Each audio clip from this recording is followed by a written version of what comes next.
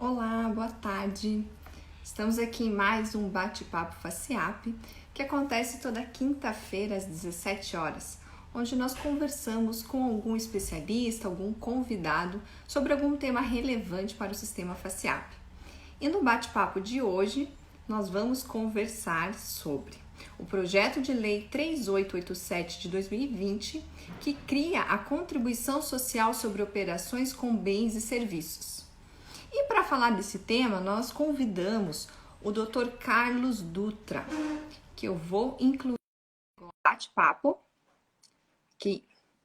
O Dr. Carlos Dutra, ele é advogado, professor de Direito Tributário da PUC Paraná, coordenador do curso de especialização em Direito Tributário Empresarial da PUC, professor de cursos de especialização em Direito Tributário, leciona a disciplina de PIS e COFINS e tributação sobre receita e faturamento, é membro do IDT Paraná e do IBDT da Comissão de Direito Tributário e da Comissão de Direito Cooperativo da OAB Paraná.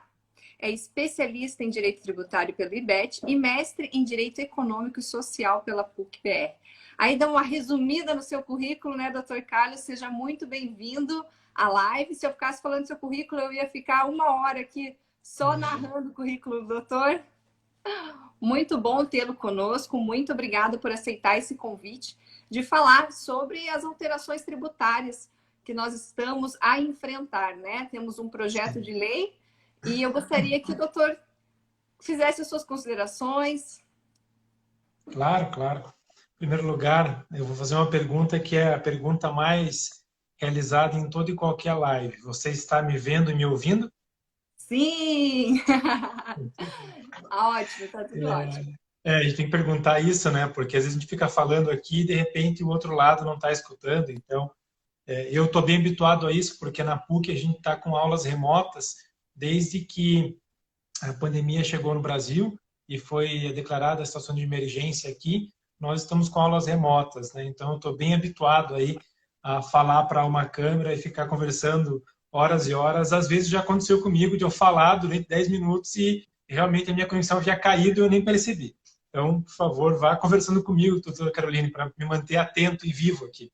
Tá ótimo, tá tudo certo. Em relação à CBS, veja, como você mesmo fez um comentário inicial, né, uma proposta. Quando eu estou falando de proposta, eu estou falando num conceito jurídico de legiferenda, ou seja, aquela lei que está para ser publicada, editada, enfim. Significa dizer que ainda é algo muito embrionário, né? O próprio Paulo Guedes e a equipe da Receita Federal já mencionou, olha, é uma proposta, ela pode estar sujeita a alterações, enfim. Vamos conversar daqui a pouquinho sobre ela, né? Você vai me formular algumas questões, aí o público também pode formular questões, mas de um modo geral, antes de a gente entrar nos assuntos específicos ainda, eu acho bom deixar claro o seguinte: há, como em qualquer proposta, muita crítica em relação a ela. Muita crítica negativa, dizendo que isso aqui não é uma proposta de reforma tributária, essa proposta ela não é boa, ela traz aumento de carga, enfim. A gente vai conversar, de modo geral, sobre alguns aspectos dela, que de fato são criticáveis, negativamente falando, mas, de um modo geral, é claro que é importante louvar a iniciativa do governo de buscar reduzir essa complexidade tributária. Já antecipando, o que nós temos hoje no Brasil é uma realidade tributária quase que pandêmica também, porque nós temos aí 3 entes políticos que possuem autonomia financeira, Estado membro, né, União e município, todos os 3 com competência para tributar o consumo, que nada mais é do que o que hoje faz o PIS e COFINS na esfera federal. Então, como que eu vou colocar em jogo, em pauta, uma reforma tributária, sendo que eu preciso conversar com estados e municípios? Enfim, então a iniciativa é boa, né, do ponto de vista da iniciativa é boa. Claro que ela é criticável em alguns aspectos, conversaremos, mas de um modo geral é importante a gente louvar uma iniciativa de buscar uma melhoria. Se ela vai aumentar em carga ou não, para alguns setores já adianto que sim. Nós vamos conversar sobre isso agora. Vamos lá.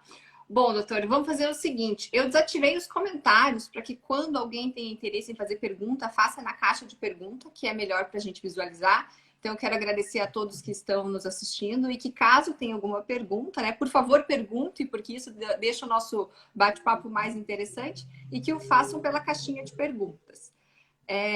Bom, agora voltando ao nosso tema, esse projeto de lei, ele é para substituir as contribuições de PIS e COFINS, certo? Certo. Como que a lei traz isso? Qual que é a ideia central disso, doutor? O que motivou a criação deste tributo, né, que é nada mais, como você mesmo disse, do que uma unificação, foi a percepção que a Receita Federal e o governo chegou de que nós temos hoje uma legislação bastante setorizada, com 2 tributos que adotam a mesma base de cálculo, o mesmo fato gerador, e que torna a vida do contribuinte muito complexa, porque muitas vezes ele é obrigado a declarar 2 vezes. Ele vai declarar a receita bruta dele para fins de recolhimento do PIS e também faz a mesma declaração para recolher a COFINS. Além disso, ao longo dos anos, essas contribuições foram ganhando alguns contornos de complexidade. Então, durante muitos anos, mais de 20 anos, vigorou um regime único cumulativo, que era uma tributação em cascata. A tributação em cascata, regime cumulativo, quanto maior o volume da cadeia de circulação, mais nefasto é o efeito que ela gera, a ponto de a história já registrar, no ano de 1500, não me recordo agora exatamente o ano, mas na Espanha teve uma revolta popular em face de um tributo que era cumulativo chamado alcabala. Então, ao longo da história, a tributação cumulativa nunca foi bem aceita, porque, de fato, ela onera aquela cadeia de circulação que é muito extensa. E quem sempre paga a conta no final é o consumidor final. Então, criaram um regime não cumulativo em 2002, 2003. Ao longo desse período, esse regime cumulativo foi tendo também um nível de discussão muito grande com relação a uma expressão, que era o conceito de insumo, e, permeando tudo isso, diversos setores ainda possuem, tributação diferenciada. Então, eu tenho uma lei, que é a 10.925, que regulamenta e estabelece regras em relação ao regime do setor agropecuário, que tem regras próprias no que se refere ao seu creditamento e também no que se refere à venda, com várias previsões de alíquota zero. Da mesma forma, em relação ao setor automotivo, para citar um setor que é bem forte aqui na região metropolitana de Curitiba. Por quê? Porque eu tenho ali uma regra de monofásico. Eu concentro a tributação naquele que importa ou fabrica o veículo e desonero os demais. Eu tenho um regime próprio de gestão financeira, que foi mantido, inclusive, na proposta. Então, veja, tudo isso, na verdade, for tornando isso daqui um problema enorme, uma bola de neve que ninguém conseguia decifrar. Eu leciono essa disciplina, como você leu no currículo ali, já há algum tempo, na especialização na PUC, em outros locais também, e eu confesso que eu não consigo compreender exatamente ainda, mesmo já tendo alguns anos nessa labuta aqui, como que funciona para alguns setores específicos. Essa semana, por sinal, o meu sócio me ligou e perguntou como é que funciona a regra mesmo do cálculo do PIS e da COFINS no setor de combustíveis.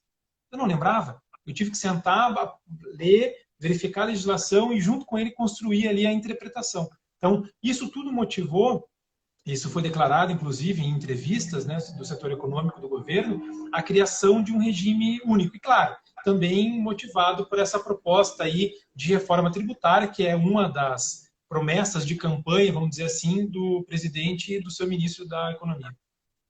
Sim, né? Para os próprios operadores do direito que já lidam, né, com a lei e com a forma de aplicar já é difícil, principalmente para os empresários é um transtorno terrível, né? Então, simplificar, eu acho que é a expectativa de todos os empresários, todo o sistema FACIAP aqui que está nos assistindo tá ansioso, estão ansiosos para que isso aconteça de fato, né? Que essa promessa e essa lei, pelo jeito, então, já está começando a trazer essa unificação, né, doutor? E eu tenho algumas perguntinhas aqui mais pontuais. Eu já vi que tem uma aqui na caixa de perguntas. Vamos ver. O Pedro. Dutra, você acredita que a extinção de inúmeros benefícios fiscais é positivo para a economia? Você quer responder ela agora já, Dutra? Não, posso responder. Posso responder. Então, o que acontece é o seguinte, né? Existe, e cada vez mais isso tem evoluído na doutrina tributária, a ideia de que nós temos que adotar um princípio da praticabilidade tributária, não é? Ou seja, vou te dar um exemplo. relacionado a outro tributo que não é o PIS e COFINS, mas acontece a mesma coisa. Eu tenho um tributo que também incide sobre o consumo e também é não cumulativo, que é o IPI, que incide sobre aquelas atividades de operação com produtos industrializados. As alíquotas do IPI variam conforme variados critérios, desde 0 até 20 e poucos por cento, conforme itens, às vezes, ou diferenças pequenininhas. Isso gera um custo muito grande para que o contribuinte possa entender como que a lei tributária funciona e para que possa adequar a lei tributária, e também um custo muito grande da fiscalização tributária, para compreender como é que aquela regra deve ser interpretada. Isso gera, por consequência, litígio na via administrativa, na via judicial, né? Se você verificar na Justiça Federal, o maior volume de contencioso que existe é na área tributária, justamente em razão dessas questões.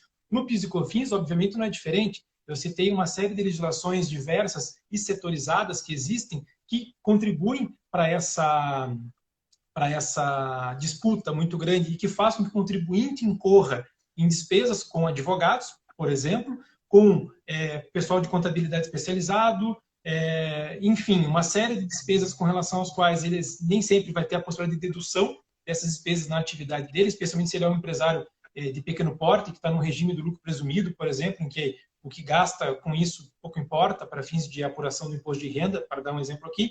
Então, de forma objetiva, Pedro, sim, é interessante que reduza o benefício para uma melhor harmonia do sistema. Isso, por mais que possa, no primeiro momento, afetar, e vai afetar uma série de empresas eu não diria, uma série de pessoas jurídicas que hoje gozam do benefício de isenção, isso tem um efeito positivo no todo. É isso. Entendi. Tô aqui processando, porque você sabe que eu não tenho especialidade nessa área. Então, para mim, aqui eu tenho um delay para eu processar as informações. Perguntando, né? A ideia é a gente bater um papo aqui para tornar essa proposta um pouco mais inteligível, né? Então, vamos lá. Ó. O projeto, ele prevê que na base de cálculo, a receita bruta operacional. O que isso significa? Me ajude. Tá. Isso é uma discussão interessante e que remonta a uma discussão de longos anos já na jurisprudência tributária brasileira.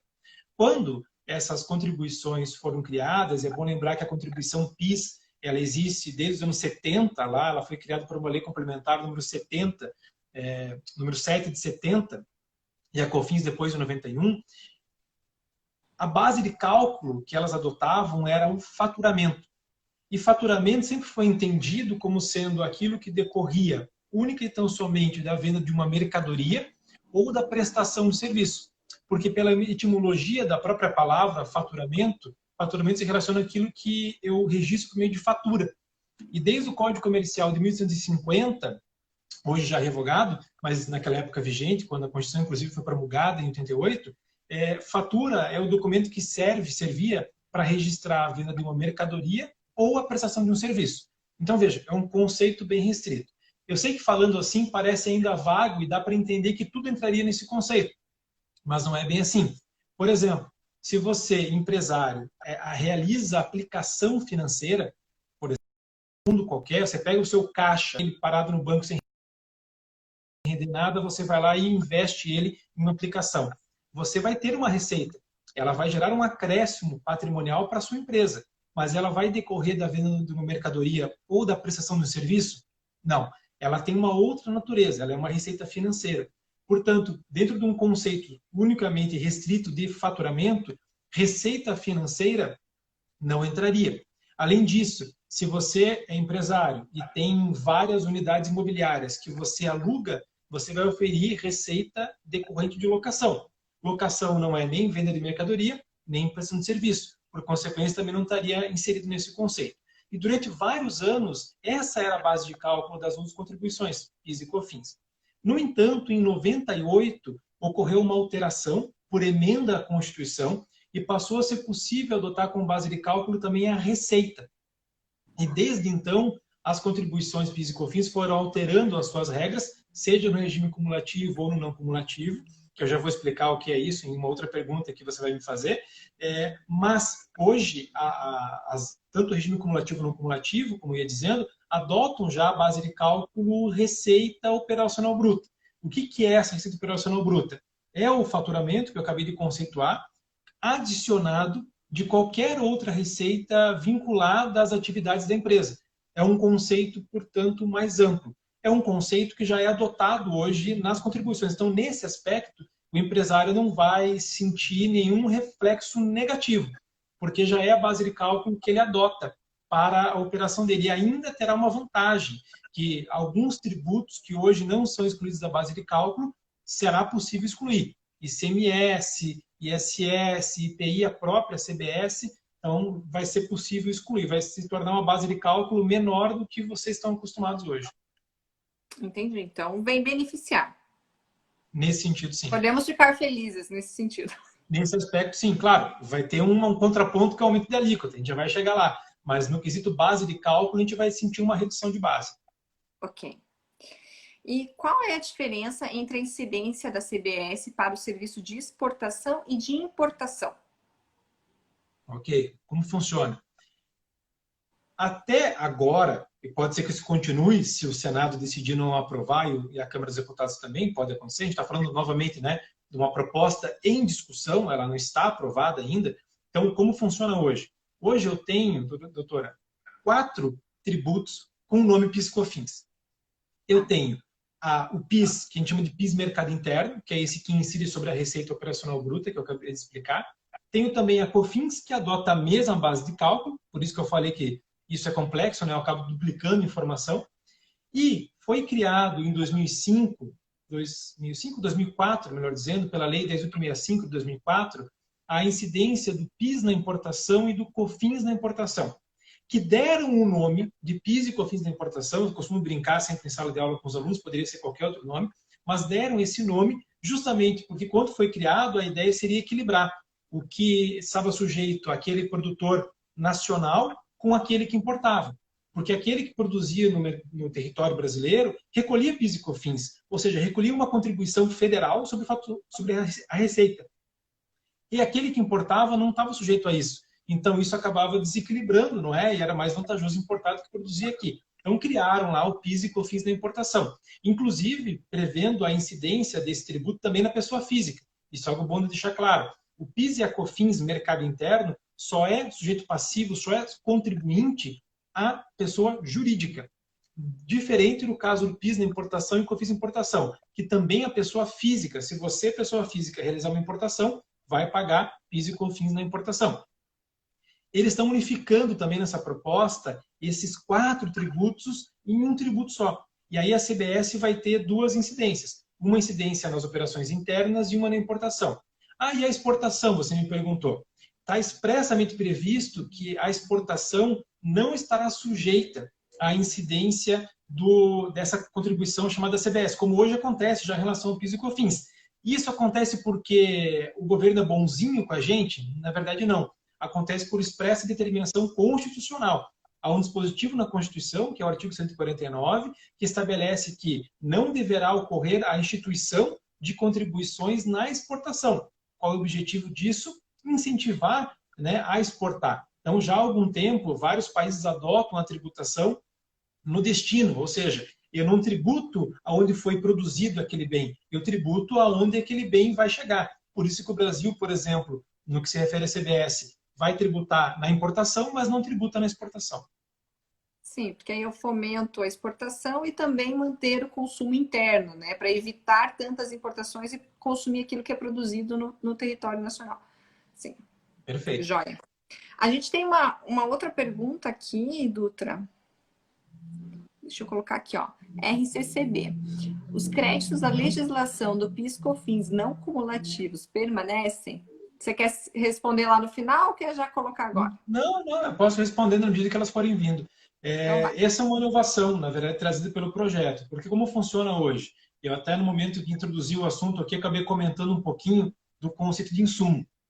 Essa é uma discussão que gerou um enorme número de processos judiciais, administrativos, ainda um grande estoque de processos judiciais e administrativos a serem julgados, só para entender o que é insumo. Por quê? Porque o conceito de insumo ele tem uma grande vantagem e uma grande desvantagem. Ele é um conceito genérico. E a gente sabe que conceitos abertos ou genéricos no direito, eles estão sujeitos à interpretação conforme cada caso, ou como a gente usa no direito, o caso concreto, não é? Que não nada tem a ver com a Constituição Civil, tá? Para deixar claro para quem não é do direito e está nos ouvindo aqui. Então, eu vou verificar, por exemplo, eu atendi já, ao longo dessa minha experiência na área tributária, uma empresa que utilizava lá um ácido para realizar a limpeza dos tubos pelos quais passava ali o alimento que ele produzia. Isso é insumo ou não é insumo? Bom, vai surgir discussões em relação a isso. Hoje, atualmente, já há um entendimento de que isso pode ser interpretado como sendo insumo.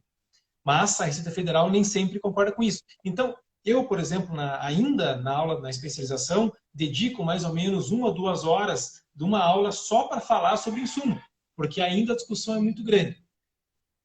O que eles estão propondo hoje? A chamada não cumulatividade plena. Ou seja, eu não vou mais entrar na discussão do que é insumo, do que não é insumo. Basicamente, toda e qualquer aquisição que eu fizer, seja de uma mercadoria, seja de um serviço, que seja tributada pela CBS, que vai substituir o PIS e COFINS, eu posso realizar o creditamento. Então, nesse sentido, também isso tende a diminuir o volume de discussão. Agora, não vai eliminar, porque a gente tem aí discussões em relação ao crédito presumido, enfim, do setor agroindustrial, depois a gente pode comentar com mais detalhe no final, mas, em resumo, respondendo aí a quem perguntou, nós temos um cenário melhor, aparentemente, do que o cenário anterior. Joia. Gente, eu vou fazer o seguinte, sempre depois da resposta, se vocês me darem um ok, se foi bem isso que vocês estavam procedendo, se vocês entenderam, se precisar de mais alguma explicação, coloca ali, que aí a gente vai desenvolvendo mais, né, Carlos? Porque aí a gente faz com o feedback claro. Ali facilita. Vamos lá. Carlos, tem a questão de marketplaces agora, né? Muito se fala em marketplaces, atuação nessa área. E eu vi que no projeto de lei ele fala sobre uma regra de responsabilidade aplicada aos marketplaces, responsabilizando a pessoa jurídica vendedora se não emitir sobre a emissão de nota fiscal de vendas. Eu queria que você esclarecesse mais sobre esse ponto para a gente. O que isso significa na prática, como que isso vai acontecer, qual que é a ideia dessa regra dentro do projeto.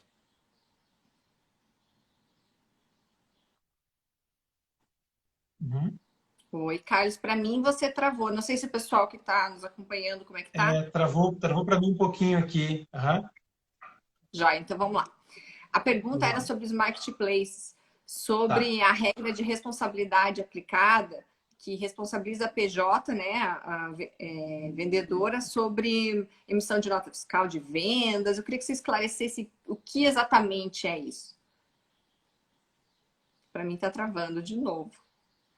Gente, me ajuda. Como é que estão para vocês que estão nos acompanhando? Está travando? Vocês estão conseguindo nos acompanhar? Eu vou liberar aqui os comentários para vocês me dar um feedback aqui. Oi. Tá me ouvindo agora? Você voltou para mim. Agora eu tô. Tá. Eu tô até testando minha internet aqui de novo para ver. Ela tá funcionando normalmente. Então, o ping, eu aprendi isso com a pandemia. O ping, que é uma taxa de retorno, está um pouquinho mais alta do que a média. Mas, enfim, está voltando aqui. Vamos tentar. Joia, vamos lá. Você chegou a escutar minha pergunta? Você falava dos marketplaces, eu só não vi a parte final. Isso, sobre a responsabilidade da pessoa jurídica vendedora sobre a emissão da nota fiscal. Vamos lá. O que acontece em relação a essa questão? Isso aqui é importante. Hoje a gente tem uma figura lá em relação a marketplace, né? O marketplace, só para explicar, para quem não está habituado com esse conceito, é uma figura recente na atividade comercial. Então, eu tenho lá alguém que só intermedia. Por exemplo, para citar um exemplo aqui, até porque é público, Magazine Luiza, que tem sido muito bem comentado, realizaram uma campanha legal para ajudar as pessoas, os pequenos empresários no meio da pandemia. Eles são marketplace. Você acessa, eu quero comprar um celular. Você vai clicar. Você pode perceber que ele vai colocar muitas vezes o seguinte, vendido e entregue por outra pessoa que não Magazine Luiza. Como ele monetiza isso, não sei bem ao certo, mas deve cobrar uma taxa por isso, enfim. Fato que isso é muito comum. Então, essas plataformas aí de venda, hoje estão cada vez crescendo mais. E o governo, por essa proposta, está dizendo o seguinte, olha, Se, porventura, uma pessoa jurídica, essa lojinha ali, por exemplo, vendeu por meio do marketplace do Magazine Luiza, e o Magazine Luiza não verificou se essa venda teve a emissão de uma nota fiscal, ele passa a ser responsável pela CBS, que deveria ser recolhida por aquele que vendeu. Então, mas isso numa hipótese de ter uma venda sem nota fiscal. Se a venda for com nota fiscal, não haveria por que ter responsabilidade. Claro, aí é uma questão da Receita Federal cobrar o tributo que tem que ser recolhido por quem realizou e auferiu receita. Mas isso vai dar discussão, com certeza. Por quê? Apesar de existir regras no Código Tributário Nacional que permitem responsabilizar terceiros, pessoas não ligadas diretamente àquela operação, eu particularmente entendo, e escrevi um artigo sobre isso, inclusive, de que essa regra de responsabilidade não pode, numa hipótese como essa, atingir o marketplace. Eu não vejo que ele é responsável, mesmo numa hipótese de uma venda sem nota, por exemplo. Mas, se a proposta passar, vão passar a ser responsabilizados. Uma responsabilidade subsidiária, então.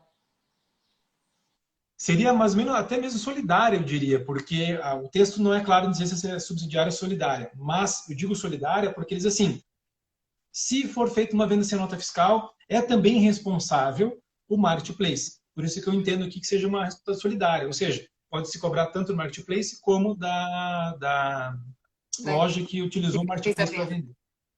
Sim, entendi. Dutra, vamos lá. No que tange a exclusão dos tributos da base de cálculo, você já falou, né? Da questão do ICMS. Falei, mas Carolina, isso é importante deixar claro, assim, isso do que acontece, né?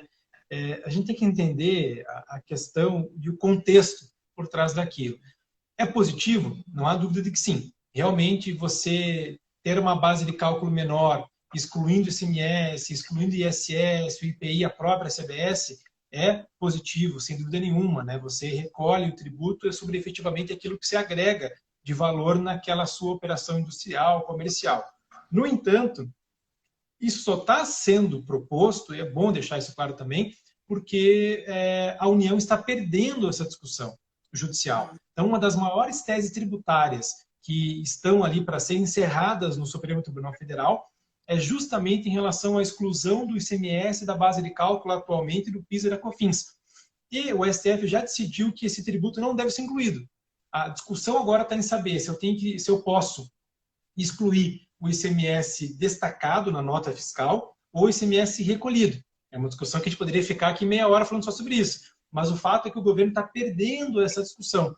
Então, antevendo de que, se ele mantivesse a inclusão do ICMS na base, ele perderia isso numa nova discussão judicial, e eles já se anteciparam e excluíram. E aí, o que eles estão respondendo em entrevistas, enfim, é de que não, isso daí é uma moderna tributação por fora. Então, hoje você só recolhe efetivamente sobre aquilo que você agrega. Deveria ter sido sempre assim, mas não foi, e eu vejo com esses olhos. Opa, eu estava perdendo a discussão. Então, eu já coloquei na proposta isso, para até ganhar um pouco de público, quem sabe, com isso, né? Sim, reverte a imagem a favor, né? Exato. Oh, que coisa boa, mas enfim, poderia ser mantida. Nós contribuintes, já ganhamos a discussão, né? Sim, interessante isso. Então, já existem muitas discussões. O complicado, sim, porque muitas empresas que têm uma estrutura pequena ou que são menores acabam não tendo acesso a esse tipo de solução ou essa busca judicial, né, dessa alteração da tributação. E agora, com esse projeto, beneficiaria de uma forma geral, né?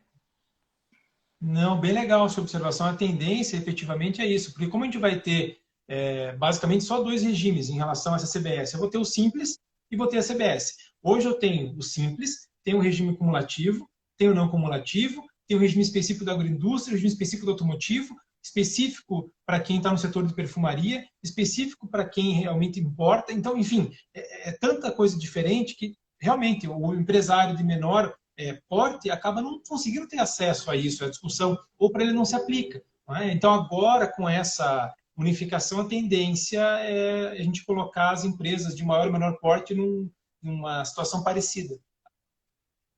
Sim, E até para os profissionais que atuam, né? Vejam um contador que auxilia o advogado, ele tem que ser o contador especialista na área de perfumaria, então, porque para ele dar Exato. conta, né, enfim, vai facilitar o trabalho de todo mundo também, além do empresário, na hora de recolher o tributo, né?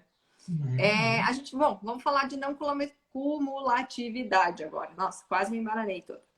É um trava-línguas quase, né? Não, vamos lá. Bom, como está previsto, os efeitos, vamos reforçar isso para o pessoal, para entender melhor essa parte do que é cumulatividade, o que não é. Uhum, uhum. O que é importante deixar claro aqui é o seguinte, não vai mais ter a cumulatividade, que era aquilo que eu falei que gerava tributação em cascata, que já gerou revoltas populares no passado, ela não vai mais existir. Todo mundo, fora quem está no Simples, claro, todo mundo vai estar no regime não cumulativo. Hoje não é assim. Hoje, aquelas empresas que optaram por adotar o regime do lucro presumido no imposto de renda estão no regime cumulativo.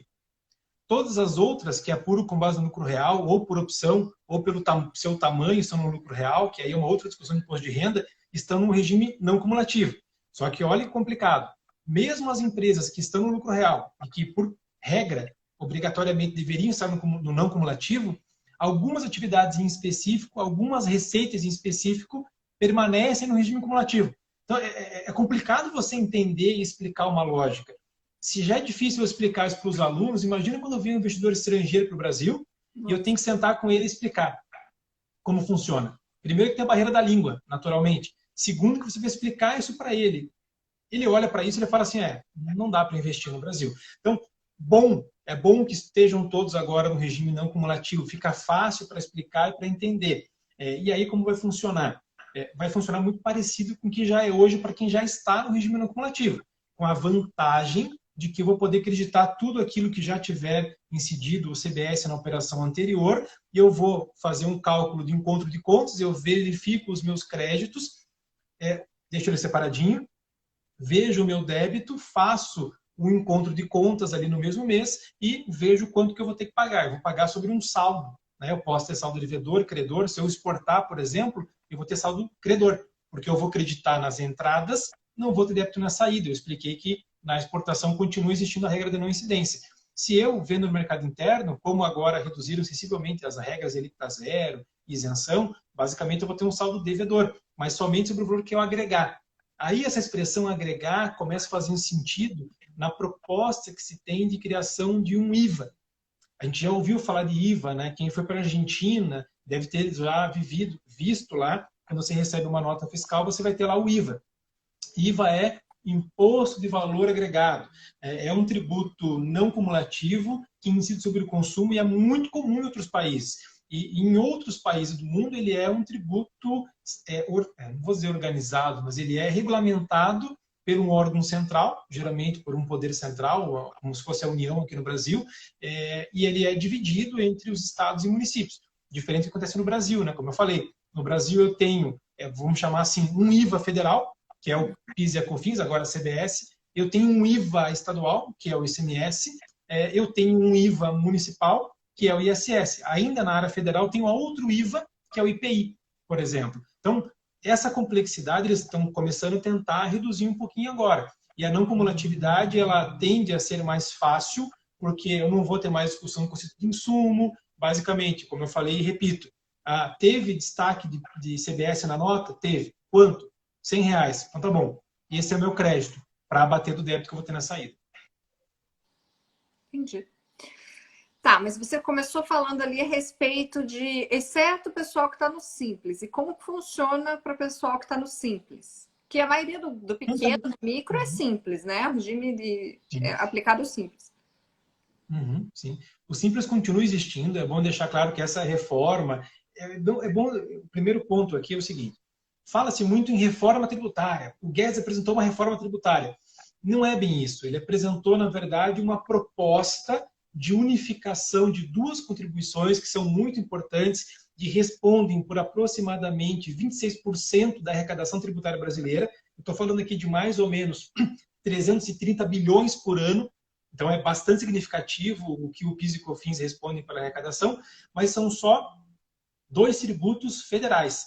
existem propostas efetivas de reforma tributária que envolvem ICMS, ISS, IPI, que estão já há algum tempo tramitando lá no Congresso Nacional. Tem uma famosa, que é de um deputado aqui paranaense, que é o Luiz Carlos Rauli.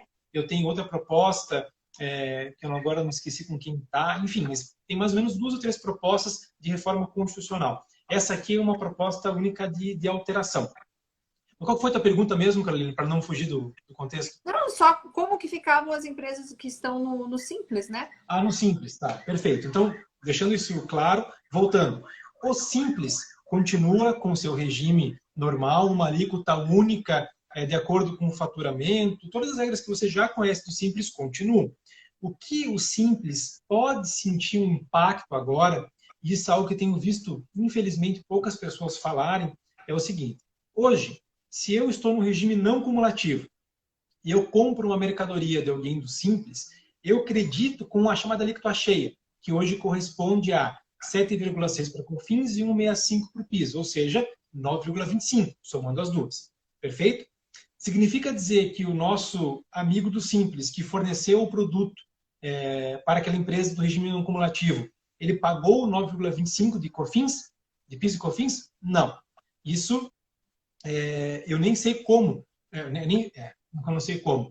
No Simples, você recolhe uma alíquota única de acordo com uma tabela. Eu posso presumir quanto é que era que o cara recolheu de PIS e COFINS, mas eu não tenho como afirmar que é 9,25. Isso, na verdade, eu vejo como o sistema hoje funciona com bons olhos.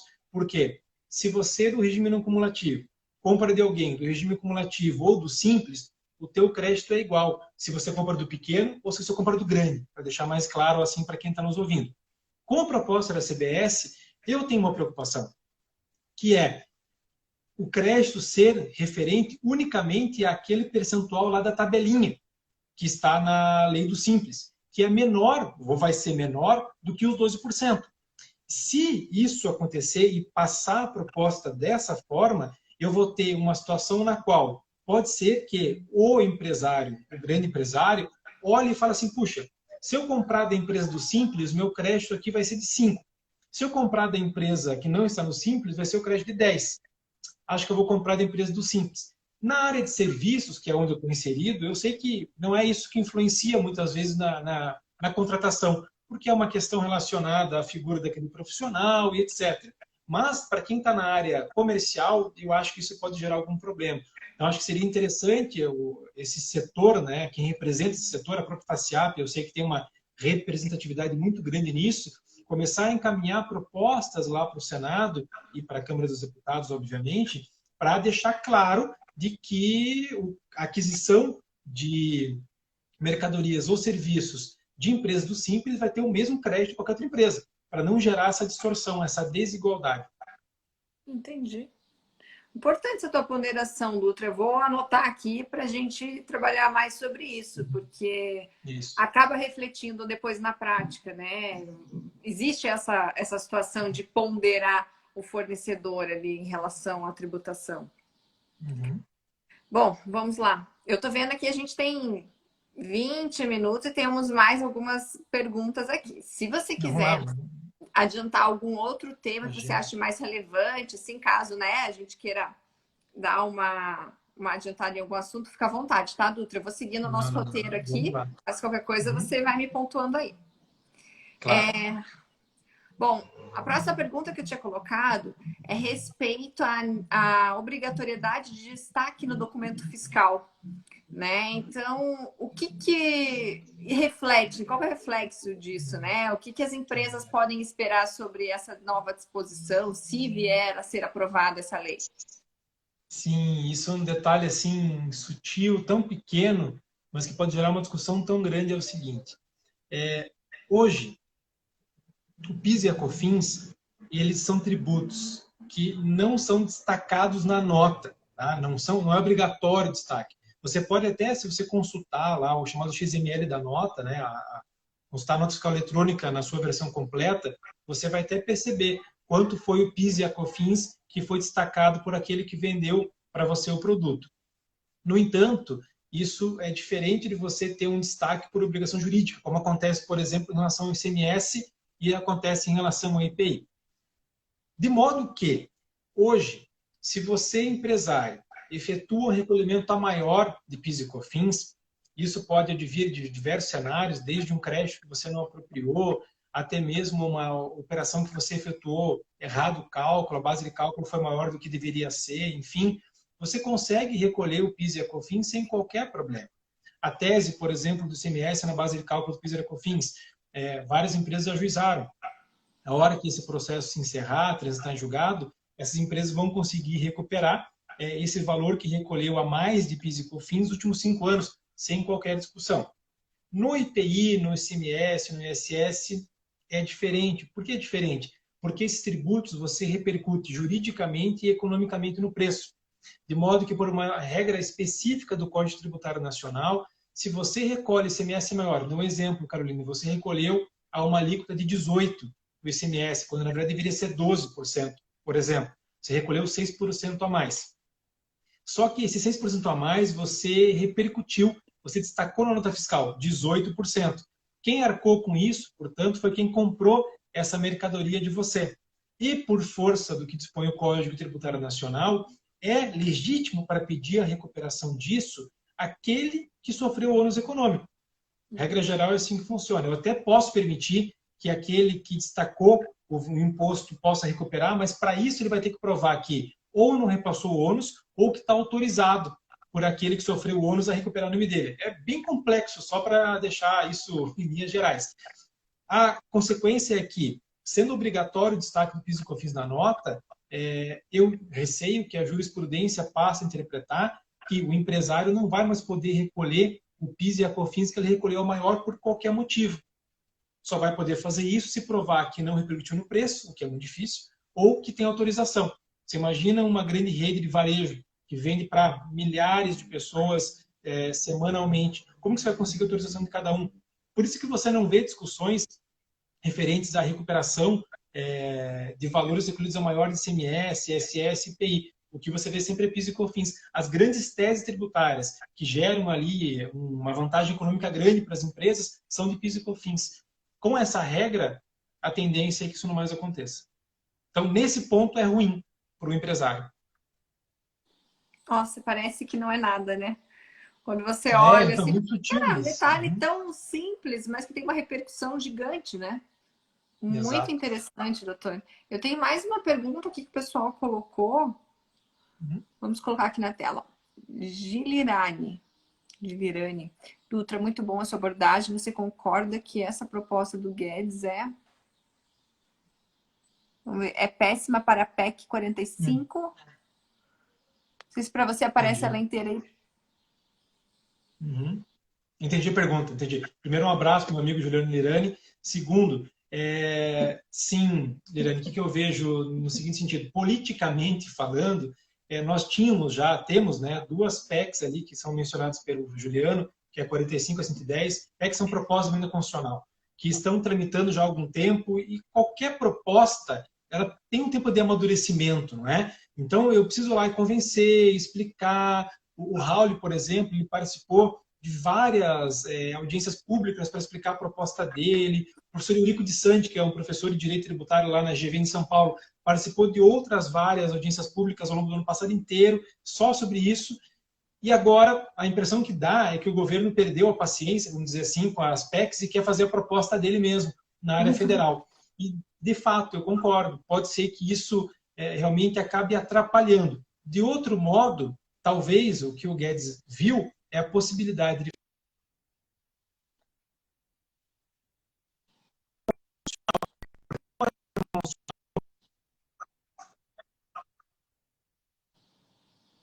Dutra, para mim, travou um pouquinho a sua fala. A sua fala travou nos últimos segundos. Se você puder repetir. O que eu disse é o seguinte, para concluir. Qual é a facilidade dessa proposta da CBS? Ela só envolve a União, só um ente político. Enquanto que as PECs 45 e 110 envolve estados e municípios. Então, o que eu imagino que aconteceu foi que o Guedes viu que talvez seja mais fácil ele aprovar essa proposta agora, sem depender de estado e município. Entendi. Bom, vamos seguir falando de imunidades e isenções. Lá na seção 6, ela trata das imunidades e isenções, garante imunidade apenas às entidades beneficentes de assistência social e prevendo a isenção aos templos de qualquer culto, né? Partidos políticos, sindicatos e condomínios Uhum. residenciais. Queria que você falasse um pouquinho para a gente sobre essas imunidades e isenções. Isso. Isso é interessante, né? Pela legislação atual do PIS e da COFINS, eu tenho uma série de entidades que não estão sujeitas ao PIS e à COFINS. E isso foi criado já há muitos anos atrás, talvez por força de lobby político ou não, não vou entrar nesse mérito aqui. Eu sei que existe um rol que está, inclusive, num dispositivo que é uma medida provisória de 2001, que é o artigo 13 da MP 2158-35, e o tracinho 35, porque ela foi reeditada 35 vezes e ela só parou de ser reeditada porque em 2002 veio uma emenda constitucional que determinou, olha, não tem mais reedição. Aí essa ficou parada. A gente até brinca no direito que ela ficou fossilizada. Por isso que ela ficou com esse númerozinho estranho, traço 35. Enfim, mas tem um rol enorme eu não digo empresas porque elas não exploram atividade comercial. Então, de pessoas jurídicas que estão ali hoje não sujeitas à contribuição COFINS e recolhem o PIS com um regime diferente, que é a 1% sobre a sua folha de salários. Perfeito. Com a CDS, o que está sendo proposto? Olha, eu só vou outorgar a imunidade para aquela entidade que a própria Constituição fala que é imune. E, de fato, não está errado o projeto nesse aspecto. Só há imunidade de contribuição social, que é o caso do PIS e do COFINS, e vai ser óbvio o caso da CDS, para entidades beneficentes de assistência social. Outras entidades que não se enquadrem nesse conceito não têm direito à imunidade constitucional. Mesmo assim, para um rol agora menor de pessoas jurídicas, foi mantido, como você falou, templos de qualquer culto, federações e confederações, enfim, foi mantida a regra da isenção. Mas para uma série de outras não vai ter. Vou dar um exemplo. Entidades de pesquisa. Eu atendo uma entidade de pesquisa, que realiza pesquisa científica. Não está no rol, hoje está no rol, como isenção, mas não vai estar mais. Então, vão ser impactados com isso. Não é? Então, é importante quem está nesse setor, segmento, olhar bem para essa regra, para calcular os impactos que vai ter disso no futuro. E, eventualmente, como eu falei, né, pleitear, enfim, junto a algum órgão de classe que represente esse setor, uma alteração na CBS. O duro, né, a minha preocupação, no fim das contas, é que tanta gente queira manter o seu tratamento atual que a gente volte ao que é hoje, o que seria realmente para fins de facilitação, né, de redução da burocracia, seria péssimo. Mas eu entendo, claro, talvez tenha que colocar alguma coisa gradual. Não vamos estabelecer, então, agora que daqui a 6 meses as entidades vão recolher 12%. Isso seria muito ruim. Nós vamos estabelecer, então, algo gradual, né? Olha, só a partir de 2026 que eles vão estar sujeitos. Não sei. Aí é o caso de você discutir lá agora via emenda, né? Sim, trazer uma regra de transição ali, né? A OAB propôs, por exemplo, para as empresas que prestam serviços profissionais, que é o caso dos escritórios de advocacia, contabilidade, enfim, ela propôs um escalonamento, de modo que somente em 2026 essas entidades estariam sujeitas à alíquota de 12%. Começariam com uma alíquota menor e aumentando gradualmente, ano após ano. Interessante. É uma proposta, né? Eu vejo porque as entidades voltadas à educação tinham esse benefício da isenção, né? Geral. E agora já nem de setor de educação vai ter, né? Pelo jeito. Aqueles que exerciam atividade educacional sem fins lucrativos, Isso. eles tinham direito à isenção, não é? E aqueles que não faziam com fins lucrativos, estavam no regime cumulativo. Isso vai ser alterado, né? Então, elas vão ser impactadas, com certeza. E aí vai ter uma outra discussão, né? Que é compreensível. Essas entidades, talvez elas tenham um volume pequeno de crédito. O setor de serviço, de modo geral, seja ele educacional, como você mencionou, ou de limpeza e conservação, a maior despesa desse segmento é com folha de salário. Então, as instituições de ensino, por causa dos seus professores, as empresas de limpeza e conservação, por causa dos seus trabalhadores, têm um gasto enorme com a folha. E ainda, isso é bom deixar claro, a mão de obra paga para a pessoa física, pela proposta, continua não sendo creditável. Continua não sendo porque hoje já não é creditável. Só que hoje essas empresas podem optar, dependendo do tamanho delas, claro, por permanecer no lucro presumido. Com a regra nova não vai ter como, não vai ter que ir para o lucro, desculpe, vai ter que ir para o regime não cumulativo. E aí ela pode sofrer muito, porque vai ter pouco crédito e uma alíquota de 12%. Entendi. Então, mais um ponto de atenção, né, nesse projeto para que os envolvidos se mobilizem para analisar com mais carinho essa proposição, né, Dutra? É. Bom, vamos lá. Zona Franca de Manaus e áreas de livre comércio. Tem uma peculiaridade referente também. Você pode trazer para nós? Sim, sim. A Zona Franca e as áreas de livre comércio, elas são consideradas aí zonas econômicas especiais já há muitos anos. Desde antes da Constituição de 88 já existia um tratamento diferenciado. É bom lembrar que a Zona Franca foi criada durante o período do governo militar, se eu não estou enganado, 65 ou 68, alguma coisa assim, sempre com tratamento diferenciado. E qual é a justificativa constitucional, inclusive, para isso? Regiões do Brasil que precisem de incentivos para se desenvolver, é possível que eu crie um tratamento tributário diferenciado. Isso a própria Constituição permite que eu faça. E a Zona Franca de Manaus e as áreas de comércio, muitas já existentes antes da Constituição, foram recepcionadas pela Constituição de 88. E com isso foram mantidos os benefícios. Justamente por isso, em razão e observância a esse tratamento constitucional específico que existe para essas áreas, foi decidido manter o benefício de, eu vou dizer uma palavra que eu vou explicar, o benefício de não recolhimento da CBS para as vendas para a Zona Franca. Falo não recolhimento porque hoje é alíquota zero, mas pela CBS vai ser isenção. Economicamente falando, é a mesma coisa. Juridicamente falando, há uma diferença abissal entre isenção e alíquota zero. Mas do ponto de vista econômico e prático, é a mesma coisa. Então, foram mantidos os benefícios por esse motivo. Entendi.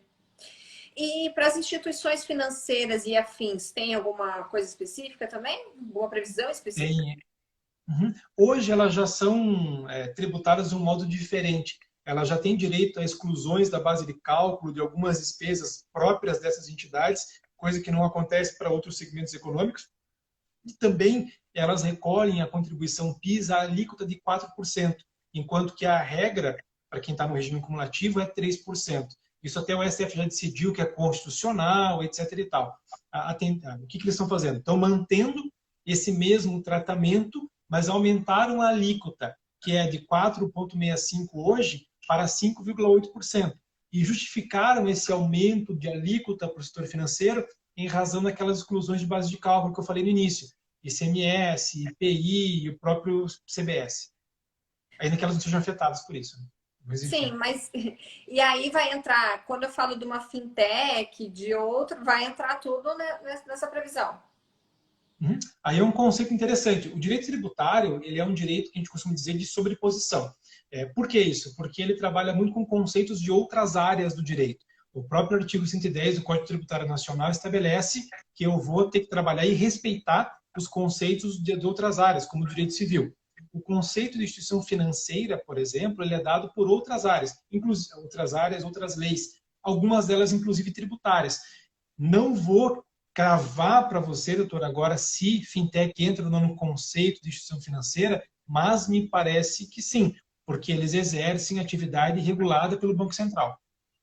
Sim, eu também agora me passou pela cabeça as empresas de crédito, que agora tem a nova lei, né? Micro e pequenas empresas de crédito, quem sabe também entrariam aí nesse conceito, né? Tem que também. Crédito, inclusive, se não me engano, a própria lei é expressa já hoje em estabelecer que as empresas que trabalham com securitização de crédito, né, antigas, o nome que se dá factoring, elas entram nesse conceito também.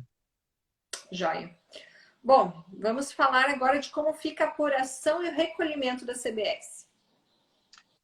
Continua da mesma forma como é hoje, ou seja, mensal. Né? Hoje o PIS e a COFINS eu apuro ao longo de um mês, então eu inicio no dia 1º, encerro no dia 30 ou 31, verifico quais foram as minhas receitas, verifico se eu estou no regime não cumulativo, quais foram os meus créditos, faço o encontro de contas e no final eu recolho. Até o dia 19, até o dia 20, na verdade, do mês subsequente, eu tenho para efetuar o recolhimento da contribuição PIS e COFINS. Se eu virei um mês com saldo credor, ou seja, tive mais créditos do que débitos, eu não recolho. Eu posso acumular. Se eu acumular ao final de cada trimestre, eu posso pedir o ressarcimento. A questão do ressarcimento também não está muito clara. Vai ter direito ao ressarcimento. Só não sabe mais se vai ser acumulado a cada trimestre ou não. Então, nesse aspecto, doutora, não muda muito do que é hoje. Continua mensal, continua sendo esse encontro de contas. Sim. Você acredita, Dutra, que... Bom, provavelmente venham diversas emendas ainda no projeto, mas você acredita que essas questões provavelmente venham por instrução normativa depois, por regulamentação, ou ela deve já estar vir cravada na lei? Porque Não, muitas vezes, eu né, acho que assim, fica aberto, né? E a gente tem que ficar esperando, meu Deus, quando que vai sair uma instrução ou um regulamento para regular isso, para eu saber como que aplica? sim, sim. Com certeza nós vamos ter, né, na medida em que essa proposta avançar e ela venha a ser aprovada, nós vamos ter um regulamento para isso editado pela Receita Federal do Brasil. Né, porque apesar de ser um pouco extenso o projeto, tem muita coisa e detalhezinho para regulamentar, especialmente em relação à obrigação acessória. É bem provável que a gente vai ter um regulamento, se não por meio de um decreto, com certeza por meio de uma instrução normativa. E aí, uma nova gama de discussões pode surgir. Sim. Aí começa a tratar das questões operacionais da medida, né? Como que vai aplicar isso e tudo mais, e aí vem um leque de discussões, realmente. Mas ainda a gente tem Exato. que falar de infrações, penalidades e responsabilidade. Uhum. Quais são as suas considerações a respeito? Me conta. Na verdade é interessante, né? Se eu tenho uma regra e eu não estabeleço uma sanção, qual é a efetividade que ela pode ter? Né? Essa sempre foi uma discussão, inclusive no direito tributário, para vincular ali o conceito de sanção dentro da obrigação principal na relação jurídica tributária. Mas, de modo objetivo, as regras de sanções que estão ali dentro hoje da proposta da CBS, pelo que eu analisei, não são diferentes do que já existe hoje. Então, não são sanções mais severas ou menos severas do que já existe hoje, caso você descumpra, caso você não destaque a CBS na nota, enfim, as sanções são basicamente as mesmas. Enfim, é complicado, é duro, a gente tem sanções pesadas no Brasil, especialmente quando você atua com dolo, fraude ou simulação, mas nesse aspecto não há muito que se comentar porque permanece um tratamento muito parecido, se não idêntico ao que já existe hoje. Bom, seguimos esperando, né, os avanços da tramitação. Você sabe em qual fase que está o projeto, Dutra? Tá bem no início. Pelo que há 2 semanas atrás o Guedes foi entregar pessoalmente para o Davi Alcolumbre, né, essa proposta. Então ela deve começar a tramitar pelo Senado.